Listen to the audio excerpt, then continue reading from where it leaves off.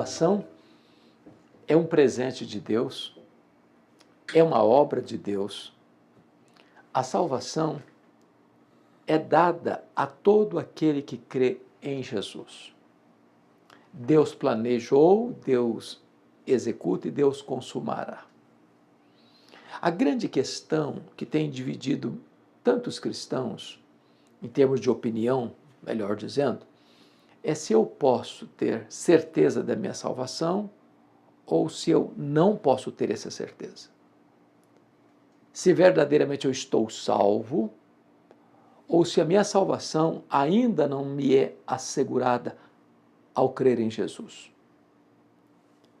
Se eu posso ser salvo e depois perder essa salvação, ou se, uma vez salvo, Deus compromete-se, à luz da sua palavra, em manter eternamente essa salvação. Eu gostaria de tratar desse assunto com você,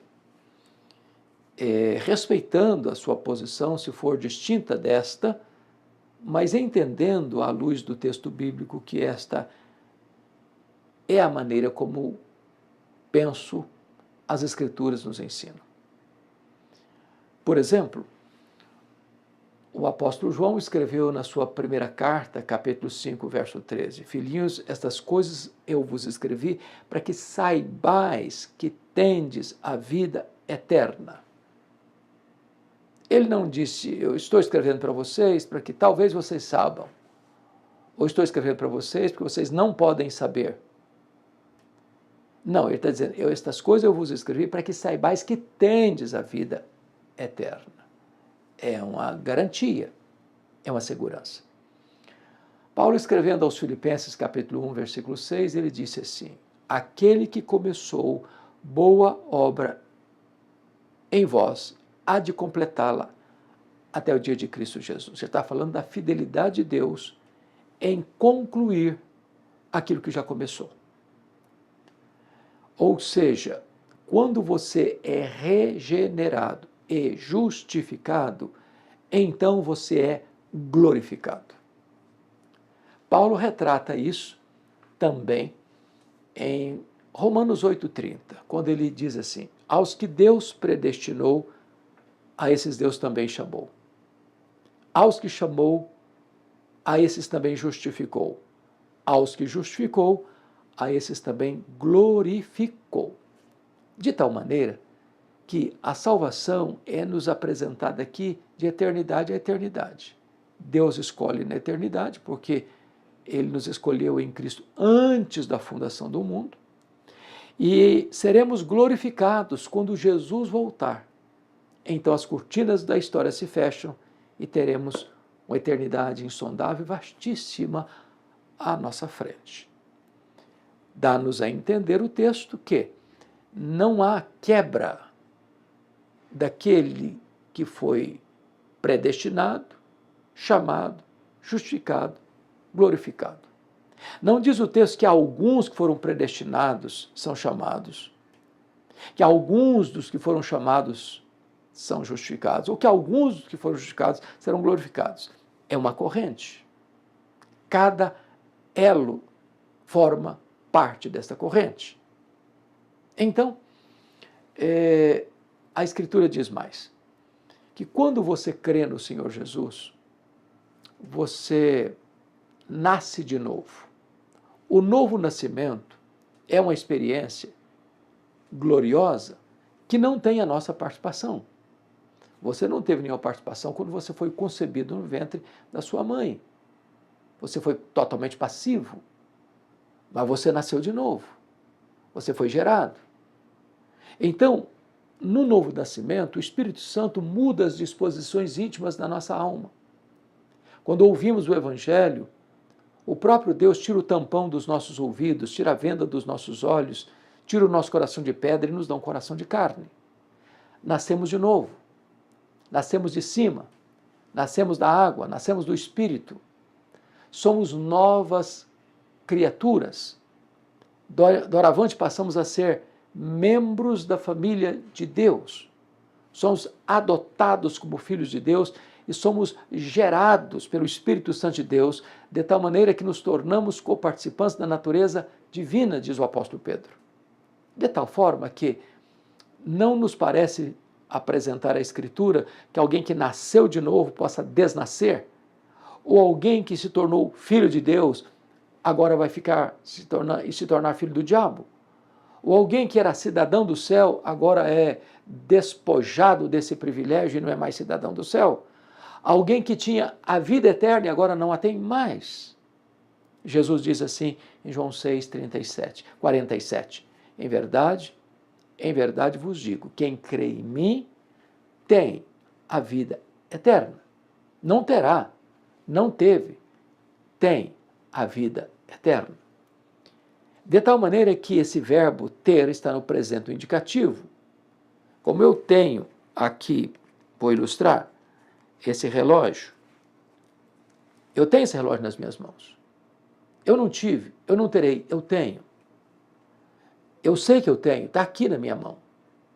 Há muitos cristãos que, embora tenham a vida eterna, acham que não têm, ou não se apropriam. Foi por isso que Paulo disse para Timóteo, Timóteo, toma posse da vida eterna. Às vezes nós deixamos de desfrutar um privilégio que temos, uma bênção que é nossa, que nos foi dada gratuitamente, pela fé. Por exemplo, Paulo diz em Efésios 2, 8 e 9, pela graça sois salvos mediante a fé, isso não vem de vós, é dom de Deus, não de obras, para que ninguém se glorie. Então, somos salvos pela graça, pela fé. Aproprie-se disso. É promessa dele. E se o Senhor falou, ele é fiel para cumprir.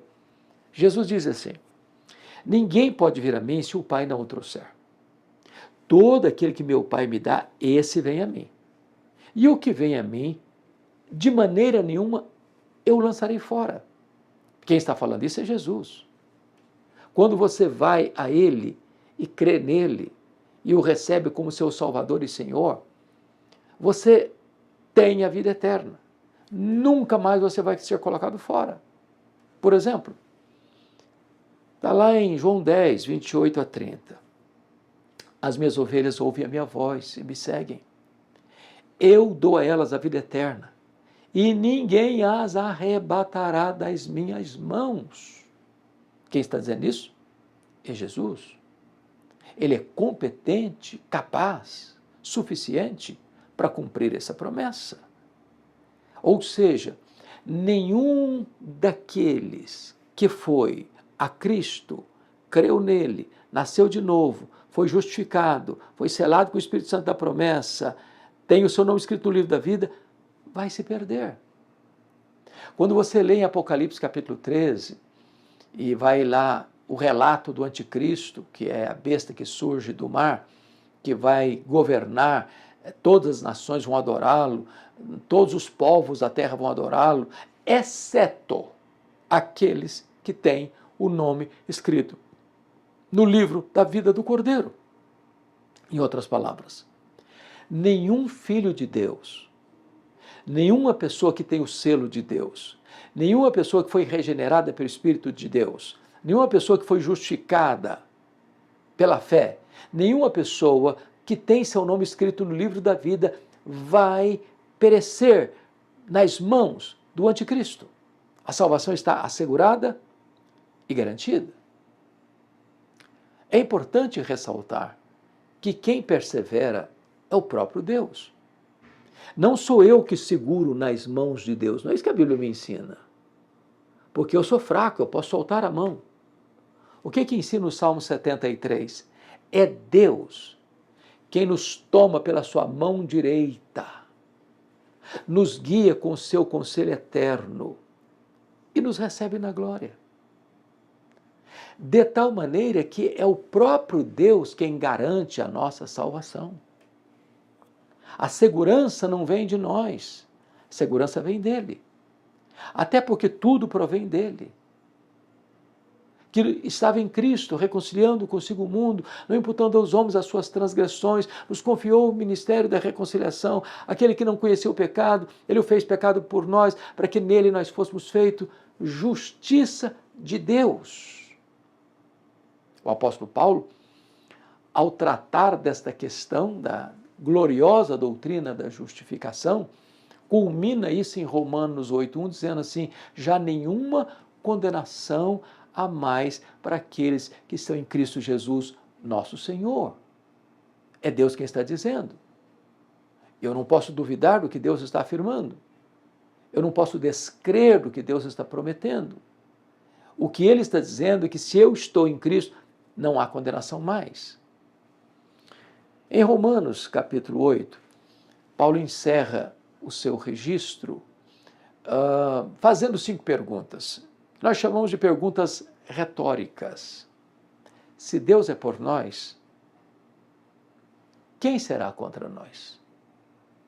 Ou seja, ele não está perguntando quem é contra nós, porque o inferno se levantaria, o mundo se levantaria, talvez a nossa própria carne se levantaria.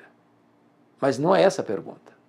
Se Deus é por nós, quem será contra nós? Em outras palavras, se Deus está com você, você é um vencedor. Você não é um perdedor. Você não pode fracassar. Porque Deus é maior, é superior. Aquele que está em nós é maior do que aquele que está no mundo. A sua vida está assegurada porque Deus está do seu lado. Se Deus é por nós e Ele é por nós, quem será contra nós? Ainda que se levantem todos, não poderão prevalecer, porque ninguém pode entrar numa luta contra Deus e prevalecer. Mas aí vem a pergunta de Romanos 8:32. Aquele que não poupou seu próprio filho, antes por todos nós o entregou, porventura não nos dará graciosamente com ele todas as coisas? Agora Paulo parte do princípio do maior para o menor. Ele já nos deu o melhor, ele já nos deu tudo. Ele já nos deu o seu filho. Ele não poupou o seu próprio filho. Antes o entregou para morrer pelos nossos pecados, para tomar o nosso lugar, para assumir a nossa posição. Ele levou sobre si o nosso pecado no madeiro. Ele foi ferido de Deus, agradou ao Pai moê-lo na cruz. Ele tomou a nossa posição e não havia beleza nele, porque a nossa feiura, a nossa mazela, a nossa iniquidade, a nossa transgressão foi lançada sobre ele. E diz a Bíblia que ele morreu pelos nossos pecados. Ele não morreu porque sucumbiu ao poder de Roma, ele não morreu porque Judas o traiu, ele não morreu porque Pedro o negou, ele não morreu porque Pilatos covardemente o sentenciou, ele não morreu porque os soldados o pregaram na cruz. Ele morreu porque o Pai o entregou por amor. Ele foi à cruz voluntariamente dar a sua vida pelos seus. Ele morreu substitutivamente, vicariamente. Ele não morreu para possibilitar a minha salvação, ele morreu para efetivá-la. Então, se Deus já fez o maior, que é dar o seu filho, você acha que agora ele abandonaria você no meio do caminho? Mas a terceira pergunta, confira comigo, está em Romanos capítulo 8, versículo 33. Quem entenderá a acusação contra os eleitos de Deus? É Deus quem os justifica. Vamos entender melhor isso.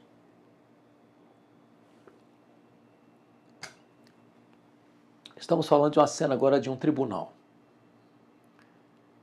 E chega diante do trono de Deus acusações contra você. Há algum risco de você, ao ser acusado, ser condenado? E a resposta é não. Quem tentará acusação contra os eleitos de Deus? É Deus quem o justifica. Pare comigo. Quando você pensa comigo aqui no aparelhamento jurídico do Brasil, na ordenança jurídica, você tem 4 escalões. Primeiro escalão, segundo escalão, terceiro escalão, quarto escalão. São as instâncias de poder, né? Primeira instância, segunda instância, terceira instância, quarta instância, que é o Supremo Tribunal Federal. Então, o que Paulo está dizendo é que você é justificado e não pesa condenação sobre a sua vida, você que creu em Jesus, porque no Supremo Pretório Divino, o juiz supremo já declarou você justo diante do seu tribunal. Quem tentará acusação contra os eleitos? É Deus que o justifica, ou seja, não tem instância superior a apelar para acusar e condenar você. Já está resolvido na suprema altura do tribunal divino. Você está declarado como justo diante do tribunal de Deus, porque a justiça de Cristo foi imputada a você, colocada na sua conta. Quarta pergunta retórica. Veja o versículo 34 comigo. Ele diz assim: quem os condenará? É Cristo Jesus quem morreu, ou antes quem ressuscitou, o qual está à direita de Deus e também intercede por nós. Veja você, quem os condenará? E agora Paulo vai dar a base legal da nossa salvação. Dizendo o seguinte: foi Cristo quem morreu. Ou seja, quando Paulo diz foi Cristo quem morreu, em face da acusação para nos condenar, ele está dizendo que a morte de Cristo na cruz foi uma morte vicária, substitutiva, em nosso lugar, pelos nossos pecados. Mas não apenas ele morreu, segundo as Escrituras, pelos nossos pecados, ele ressuscitou para a nossa justificação. Mas ele não apenas morreu e ressuscitou, ele está à destra de Deus. E ele intercede por nós, como nosso advogado e nosso supremo sacerdote. Toda acusação que se apresenta diante do tribunal de Deus contra nós, Jesus se levanta e diz: Pai, por esse pecado eu verti meu sangue na cruz, eu paguei o preço desse pecado. Portanto, aquele que crê em mim não deve mais nada. Está quites com a lei, está quites com a justiça, está justificado. Mas aí vem a quinta e última pergunta retórica do texto. Está lá no verso 35. Quem nos separará do amor de Cristo? Será a tribulação? Ou angústia? Ou perseguição? Ou fome? Ou nudez? Ou perigo? Ou espada? Agora a pergunta é uma pergunta mais existencial.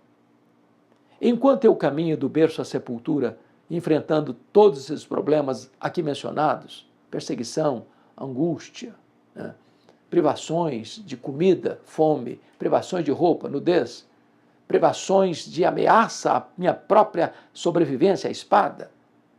Pense comigo nos mais diversos problemas que podem chegar a um ser humano.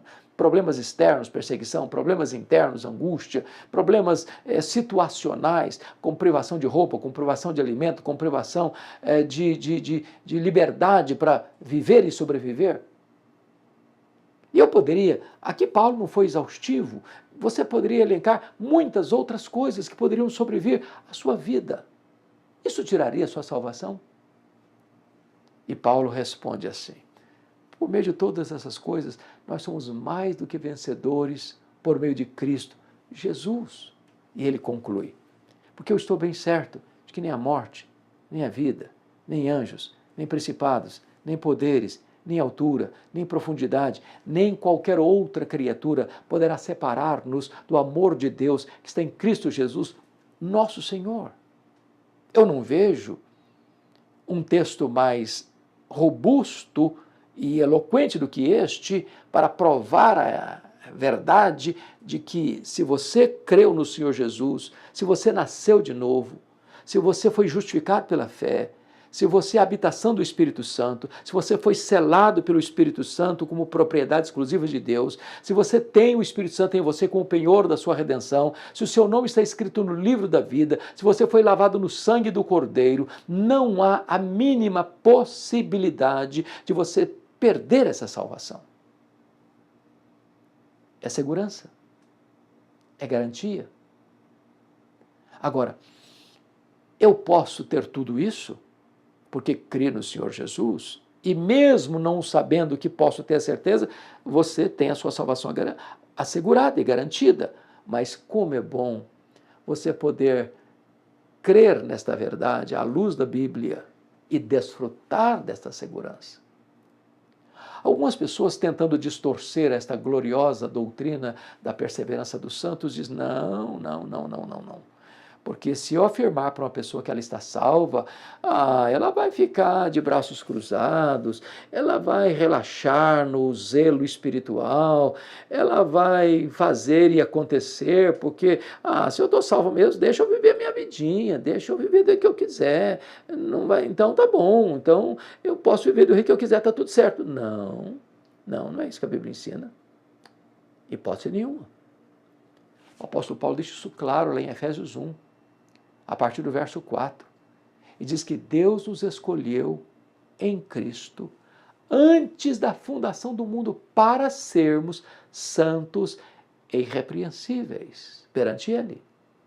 Em outras palavras, se uma pessoa que se diz salva faz provisão para pecar, ele está provando só uma coisa: ele nunca foi salvo. Porque Deus nos salva não no pecado, Deus nos salva do pecado. Isso não significa que quem foi salvo não peca mais. Esse é o assunto que João trata no capítulo 1, versos 5 a 10.